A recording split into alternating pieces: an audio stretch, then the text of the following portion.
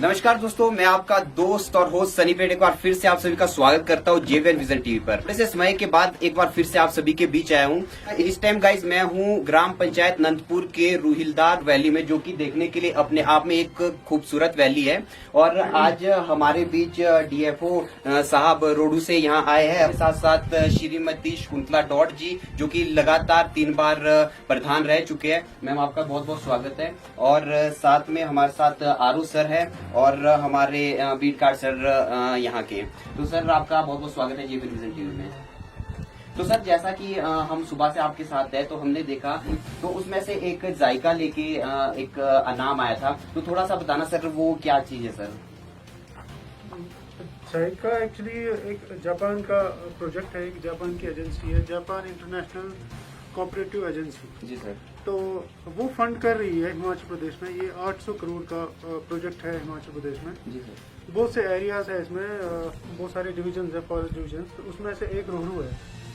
तो रोहरू में हमारे 4 रेंज इसमें पड़ते हैं।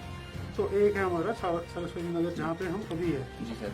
तो इसमें क्या है कि हमें इसमें 2 इसके उद्देश्य है। एक तो लोगों की जो है, तो लोगों को इन्वॉल्व करना, फॉरेस्ट जो भी कंजर्वेशन है या जो हमारा ग्रीन कवर हम बढ़ाना जो चाहते हैं स्टेट में, जो हम पौधे लगा रहे हैं, तो उसमें कुछ हम एरियाज लेते हैं। तो उसमें हम जो भी प्लांटेशंस करते हैं, जो भी उसकी एक्टिविटीज रहती हैं, उसकी मेंटेनेंस, उसमें यहाँ जो लोकल लोग हैं वहाँ पे, उनको उसमें हम पार्टिसिपेट कराते हैं। तो इसलिए हमें एक कुछ कमिटीज बनाते हैं, हम उसको कहते हैं VFDS, village forest development societies. ये एक सोसाइटी बनती है जो रजिस्ट्रेशन जिसकी होती है सोसाइटी। इनको हम फिर फंड्स ट्रांसफर करते हैं इसी प्रोजेक्ट के थ्रू।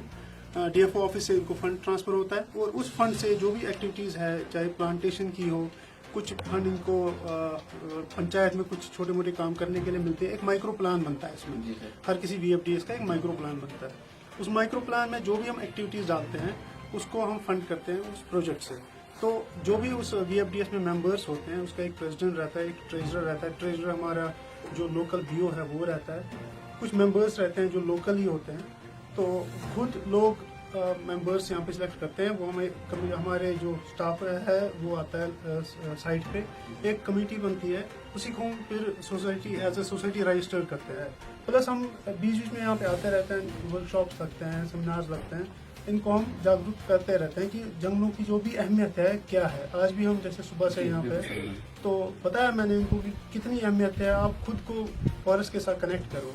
जो भी यहाँ पे इंडस्ट्री है आपकी एप्पल की, वो कितनी डिपेंडेंट है फॉरेस्ट पे। और सर हमने सुबह देखा कि जो हमारी अपनी लैंग्वेज में तलाठी कहते हैं, जिसपे टोलियां लगती हैं, तो वो भी हमने देखा जो लोहे की आई है। अब मतलब लोग पहले क्या करते थे, जंगल चले जाते हैं उसको कट करने के लिए। तो आपको क्या लगता है जो ये चीज आई है, इससे कितना फर्क पड़ेगा सर? देखिए, जो भी हम प्लांट्स लगाते हैं ना, सरकार जो करोड़ों रुपया खर्च करती है ये प्लांटेशन रेज करने में।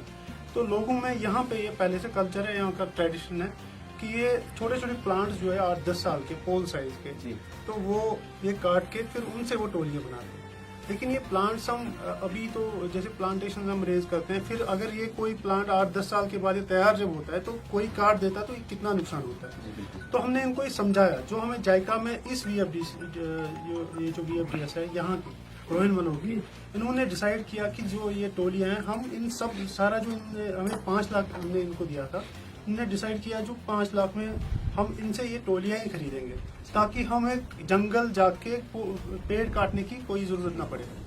क्योंकि ये बहुत ही, मैंने यहाँ पे देखा, ये बहुत ही इन्वॉल्व होते हैं यहाँ पे जो इनके प्रेसिडेंट है VFDS के वीरेंद्र जी, या जो शकुंतला मैम है, ये बहुत ही कंसर्न है यहाँ के फॉरेस्ट को बचाने में।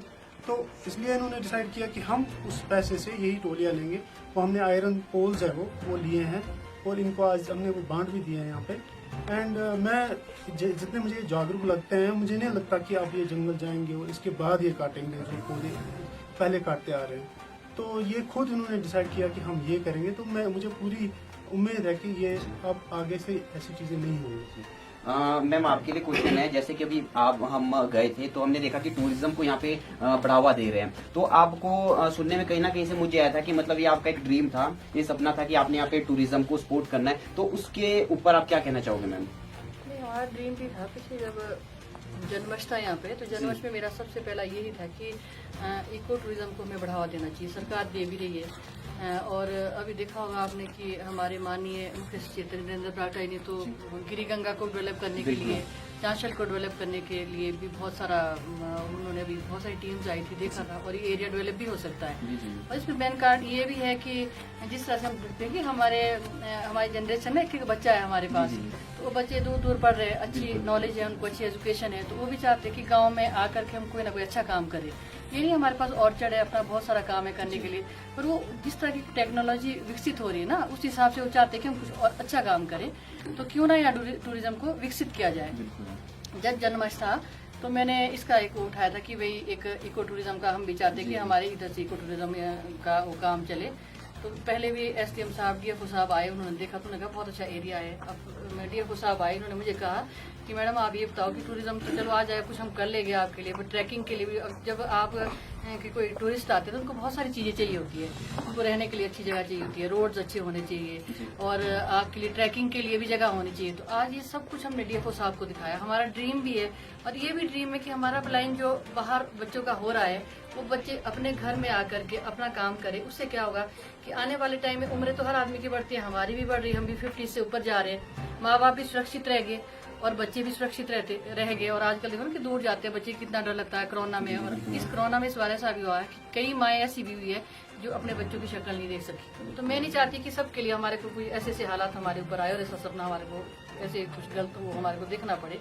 मैं चाहती हूँ, सरकार से भी मेरी गुजारिश है कि, और फॉरेस्ट डिपार्टमेंट से भी हम सब मिल करके जो है इस इको टूरिज्म को बढ़ावा दे और पर्यावरण को इतना सुरक्षित करे, क्योंकि ये तो हमारा सपना पहले से है कि हम, मेरा तो अपना भी है और लोगों का भी, जितने इस BFDS का पूरा नंदपुर पंचायत का, पहले भी हमने छीटों के ऊपर भी एक किया था कि भाई हमने धुआं नहीं लगाना और हमने पर्यावरण को बचाना है, ये ग्लोबल वार्मिंग को किस तरह से बचाना है। तो हमारा वो रहेगा, हमने इंश्योर किया है डीएफओ साहब से कि हम एक एक पॉइंट्स लेंगे कि जैसे आरओ साहब ने, इन्होंने अपने प्रीतम जी ने जो बीट गार्ड है, जिस तरह के एरियाज में इन्होंने प्लांट्स लगाए, तो हम चाहते हैं कि हमारे को एक एक एरिया दे दो सुरक्षित करने के लिए। 6 महीने के बाद या साल के बाद जब भी डीएफओ साहब आए तो हमें सम्मानित करे। सम्मान करना पता क्या होता है, अपने एक नई ऊर्जा भरना कि भाई ये चीज मुझे संभाली गई थी और मैंने इसको पूरा उससे बड़े मन से और लगन से इसको संभाला।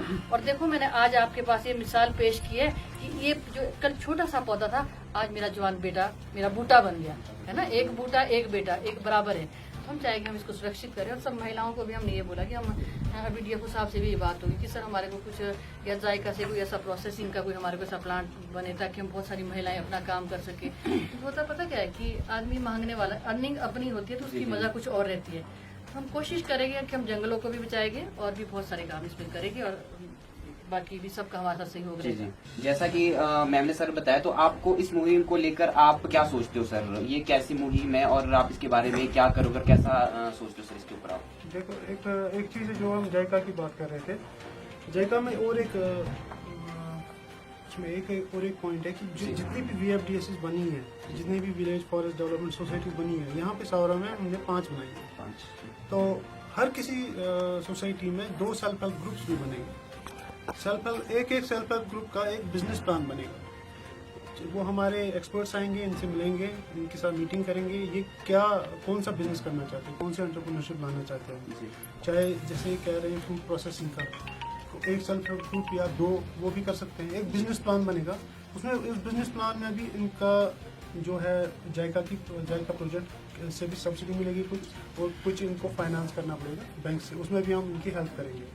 सेकंड है जो इको टूरिज्म का है, मैंने जो देखा नीचे से एक सुंदर सा पाथ जा रहा है ऊपर, बीच में एक थाच है, बीच में मंदिर भी आ रहा है, और ये ऊपर एक हमारा तालरा जो वाइल्ड लाइफ सेंचुरी है वहाँ की तरफ एक पाथ जा रहा है, जो हमारा फॉरेस्ट का ऑलरेडी एक ब्रिडल पाथ है, वही जा रहा है। तो इसमें हम देखेंगे, इसमें प्रपोजल बनाने वाला हूँ। हमने टूरिज्म डायरेक्टर टूरिज्म भी आए थे, विजिट की चांशल की, ये लोग भी आए थे, उनसे मिले, उन्होंने इनको एक रेजोल्यूशन दिया यहाँ से, तभी मैं आया हूँ। मैं सोचा कि मैं खुद देखूँ पहले ये एरिया, इसका हम प्रपोजल बनाएंगे, ये भेजेंगे सरकार को, और मुझे पूरी उम्मीद है कि इसमें फंड्स हमें मिलेंगे और ये हम डेवलप करेंगे।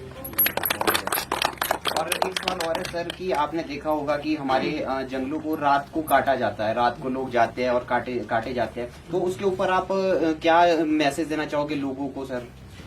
देखो फॉरेस्ट डिपार्टमेंट का जो है एरिया बहुत है जी और हमारे पास लिमिटेड कैपेसिटी होती है, प्लस एरियाज ऐसे हैं बहुत ही रिमोट है, इनएसेसिबल है, रोड नहीं जाते और एक बीट गार्ड के पास बहुत एरिया रहता है, तो हम हर कहीं पे पहुंच नहीं पाते। लेकिन इसमें अब लोगों की आती है यहाँ पे जिम्मेदारी, जैसे हमारे अधिकार हैं वैसे हमारी ड्यूटीज भी हैं। अगर हम इतना लोगों के लिए कर रहे हैं, प्रोजेक्ट ला रहे हैं, इनको जैसे भी हम कर पाते हैं उतनी हेल्प सरकार कर रही है। अब लोगों का बनता है कि इनको सोचना चाहिए, जैसे मैं अभी बात कर रहा था कि एक जंगल के साथ, एक फॉरेस्ट के साथ जब तक हम एक कनेक्ट नहीं बनाएंगे ना, कि हम नहीं फील करेंगे कि इससे कितने फायदे हैं हमें, और ये हमें एहसास हो ये हमारी संपत्ति है, हमारी प्रॉपर्टी है, ये सिर्फ फॉरेस्ट डिपार्टमेंट की प्रॉपर्टी नहीं है, ये हमारी है। फॉरेस्ट डिपार्टमेंट तो जस्ट रखवाली कर रहा है, जितना वो कर पा रहे हैं वो कर रहे हैं, लेकिन हमारी ड्यूटी बनती है। ये एहसास जब तक लोगों में नहीं आए, वही हम कोशिश कर रहे हैं इनमें अवेयरनेस जनरेट करने की। और अब एजुकेशन भी बहुत है, सारे एजुकेटेड है, हर कोई समझता है कि किस चीज़ की कितनी अहमियत है, और खास करके जंगलों की। अब देखो कि इस बार विंटर अभी बर्फ नहीं हुई, यहाँ पे इस टाइम बर्फ होती थी अप्रैल मई में भी, नहीं है बर्फ। यहाँ के नेचुरल वाटर रिसोर्सेज अभी हमने देखा, यहाँ पे एक टाच है, वहाँ पे एक पुरानी प्राचीन एक बावड़ी है पानी वाली, वो भी सूख गई है। हम जेवन विजन टीवी से सर बातचीत करने के लिए आपका बहुत बहुत धन्यवाद, मैम आपका बहुत बहुत धन्यवाद और सभी का बहुत बहुत धन्यवाद। तो जैसा कि दोस्तों सर ने बताया कि हमें अपनी जिम्मेवारी खुद संभालनी होगी। अगर जंगल हमारा है सर तो 10 साल 20 साल जॉब करके चले जाएंगे, जो जंगल है वो हमारे को आगे इन फ्यूचर के लिए मतलब आगे से आगे चलता रहेगा और जंगल बचाना पड़ेगा।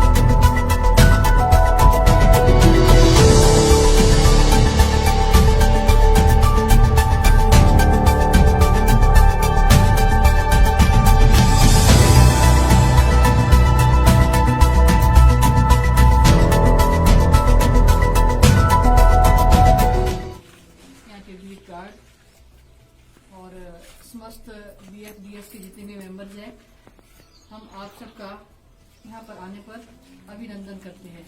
ये बहुत ही एक सौभाग्य की और खुशी की बात है कि नंदपुर पंचायत में तीन BFDS जो है काम कर रही है। इसके लिए हम जो है पूरे फॉरेस्ट विभाग के खास करके DFO साहब का धन्यवादी है कि यहाँ पर इतनी तीन BFDS काम करी। बहुत बड़ा सौभाग्य होता है कि इतना दूसरी उससे इतना पैसा आना, और उसमें हमारे को लगता है कि हमें अच्छा काम करना चाहिए। ये BFDS सभी लोग की है और लोगों ने एक बहुत अच्छा इसमें इनिशिएटिव लिया और DFO साहब को पूछ के लिया कि भाई जिस तरह से हम अपने पहाड़ी कल्चर में हमारी टोली बोलते हैं, उसको टोलियां लगाते हैं घास की। अक्सर उसके लिए क्या होता है, जो सूखे पेड़ होते हैं उसको लाते हैं लोग और उसमें जो है उनको घास की टोलियां लगाते हैं।